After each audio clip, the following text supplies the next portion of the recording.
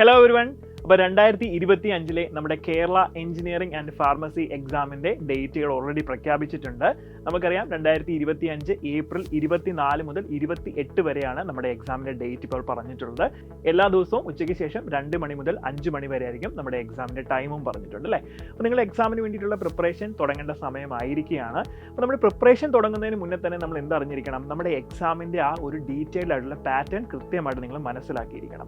So ഇന്ന് നമ്മൾ അതിൻ്റെ എക്സാം പാറ്റേണിനെ പറ്റിയാണ് പറയാൻ പോകുന്നത്. നമുക്കറിയാം നമ്മുടെ എക്സാമിൽ 3 സബ്ജക്റ്റുകളാണ് നമ്മൾ ഡീൽ ചെയ്യുന്നത്: മാത്തമാറ്റിക്സ്, ഫിസിക്സ് ആൻഡ് കെമിസ്ട്രി. കഴിഞ്ഞ വർഷത്തിന് മുന്നേ വരെയും നമ്മുടെ എക്സാമിൽ പാറ്റേണിൽ വ്യത്യാസം ഉണ്ടായിരുന്നു. കഴിഞ്ഞ വർഷത്തെ എക്സാമിലാണ് അവർ പാറ്റേൺ എന്ത് ചെയ്തത്, അപ്ഡേറ്റ് ചെയ്തത്. അപ്പം കഴിഞ്ഞ വർഷത്തെ നമ്മുടെ എക്സാം പാറ്റേൺ പ്രകാരം ഫിസിക്സിൽ നിന്ന് 45 ചോദ്യങ്ങളും കെമിസ്ട്രിയിൽ നിന്ന് 30 ചോദ്യങ്ങളും മാത്തമാറ്റിക്സിൽ നിന്ന് 75 ചോദ്യങ്ങളുമാണ് എന്ത് ചെയ്തിട്ടുള്ളത്, എക്സാമിൽ ഉൾപ്പെടുത്തിയിട്ടുള്ളത്. അപ്പോൾ നമുക്ക് ഈ ഒരു പാറ്റേൺ കാണുമ്പോൾ തന്നെ അറിയാം വെയിറ്റേജ് ഏറ്റവും കൂടുതൽ വരുന്നത് എന്തിനാണ്, മാത്തമാറ്റിക്സിനാണ്, 75 ചോദ്യങ്ങൾ. ഇനി നമുക്കറിയാം ഓരോ ചോദ്യങ്ങൾക്കും എത്രയാണ്, 4 മാർക്കുകൾ വീതമാണ് നിങ്ങൾക്ക് ലഭിക്കുന്നത്.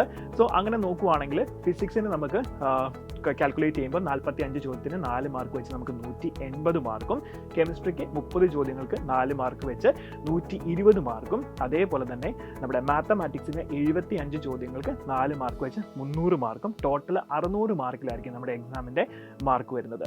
ഇനി എക്സാം നടക്കുന്നത് 3 hours ഡ്യൂറേഷനിലായിരിക്കും ഉണ്ടായിരിക്കുന്നത്. സോ അപ്പം ഈ ഒരു പാറ്റേൺ നല്ല കൃത്യമായിട്ട് മനസ്സിലാക്കി വെക്കുക. അത് അനുസരിച്ച് വേണം ഇനി നിങ്ങളുടെ പ്രിപ്പറേഷൻ മുന്നോട്ട് കൊണ്ടുപോകേണ്ടത്. ഓരോ സബ്ജക്റ്റിനും എത്രമാത്രം ഫോക്കസ് നിങ്ങൾ കൊടുക്കണം എന്നുള്ളതൊക്കെ. ഓക്കെ, അപ്പം എക്സാമിൻ്റെ പാറ്റേൺ മനസ്സിലായി. ഇനി ഇതിൻ്റെ സിലബസും അതേപോലെയുള്ള ബാക്കി സ്റ്റഡി കാര്യങ്ങളും ഒക്കെ നമ്മൾ എന്ത് ചെയ്യുന്നുണ്ട്, ഡീറ്റെയിൽ ആയിട്ട് നിങ്ങളെ അറിയിക്കുന്നതാണ്. അപ്പോൾ എല്ലാവരും പ്രിപ്പറേഷൻ നന്നായിട്ട് തന്നെ സ്റ്റാർട്ട് ചെയ്യുക. All the best.